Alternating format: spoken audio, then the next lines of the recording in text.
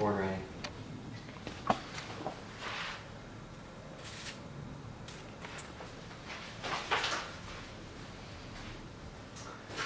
Good evening, everybody. Thank you very much for coming. A couple of questions for you. How big of a suitcase do you usually bring on a trip? A huge one. When you fly, do you check a bag? Yes. And how often and how much do you spend on overage or on overweight baggage fees? None. None? Well, packing can be stressful. Packing can be a stressful adult activity. But you can avoid all of that by using a better packing technique. So let's set up a couple of baselines for our hypothetical vacation. We're going to be going to a place with a moderate temperature. It's going to be cool at night. It's not going to be too hot, not too cold. There's not going to be any extreme weather conditions that you have to prepare for. And we're going to prepare for various levels of dressiness. What does this mean? We want to have stuff that's casual. We want to have stuff that's a little bit nicer to go out in. Flip-flops aren't going to cut it. Let's expect a moderate level of activity. So some walking, some hiking. We're not going to be working out. We're going to go on 2 outings that are a little bit more dressy. Flip-flops aren't good. We need dress shoes. And we're expecting there to be a pool, so we should bring a swimsuit. Now, what are some of the necessities that we need to bring? Well, we need to bring our toiletries, first of all. You gotta bring socks and underwear for each day. You gotta bring a cell phone charger. Now, after all of that, let's pack the following things. 5 t-shirts, 2 pairs of casual pants, a pair of shorts in case it gets too hot, 2 dress shirts, a pair of dress shoes, 1 pair of dress pants, 2 ties, 1 belt, and a swimsuit. Let's bring a versatile sweater and a light jacket in case it gets cold in the evening. Now, what is the wrong way to pack? Well, I'll show you.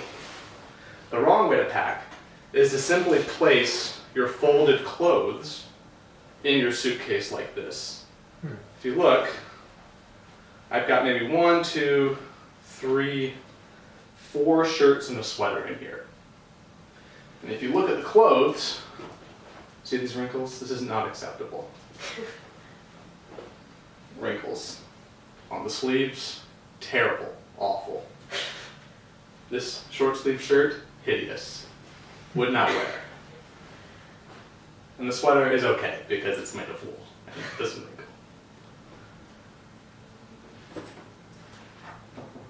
When we place the folded clothes in the bag, it wastes space by creating too much air in between the garments.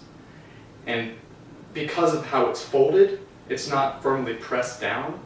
The looseness of the fabric causes the wrinkles as it settles in, especially as you're putting weight on it with more stuff inside. Now, it is quick and easy, but it's neither space efficient nor wrinkle free. Now, there are a couple of solutions to this. Maybe you've seen these. There's storage cubes that you can put inside your suitcase. There's the vacuum bags.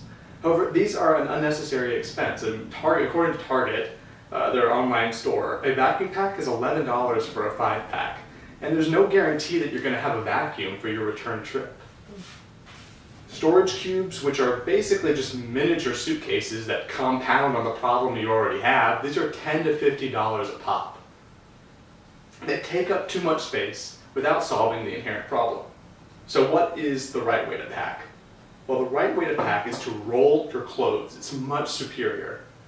It reduces your space by reducing the air, and it reduces the amount of wrinkles by keeping everything very tight. So, how about things like socks and ties? Well, the best way to pack your socks and ties is to stuff them inside the shoes you'll be putting in your suitcase. You can probably fit 3 pairs of socks inside this pair of shoes. And the shoes go inside the bag, like that.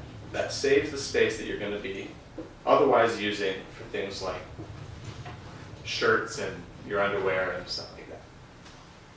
Your casual pants, say this pair of jeans, best way to pack this is to fold it like that, there, and then roll them as tight as you can, like you're rolling a sleeping bag. And these and go as close into the side of the bag as you could possibly make them.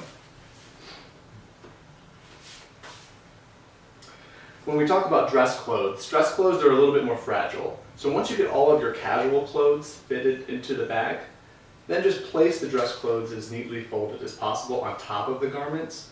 That way they just lay nice and flat and there's as few creases as possible. And because there isn't as much space, they should stay pretty firmly pressed. Now underwear, that's pretty easy. Just cram it in whenever you can. Your underwear can be wrinkly. No one's going to be judging you on wrinkly underwear. As far as the light jacket or sweater, if you're going in transit, I would recommend just wearing it. Most places are climate controlled and you should be pretty comfortable, or you could be a little uncomfortable for a little while, but this would take up a lot of space inside this bag. And as far as toiletries go, I like to put my toiletries in my carry-on bag. I use a dot kit and it's just too bulky to put inside the suitcase. It's a waste of space. Now, with all of this in mind, it's not a guarantee that your clothes will be 100% wrinkle-free. Things happen. But there are a couple of ways to de-wrinkle clothes while you're traveling. It's good to be prepared, and an iron might not be available. So according to review.com, you could place the clothes in the bathroom with the hot water running. That's one way, but it is a waste of water.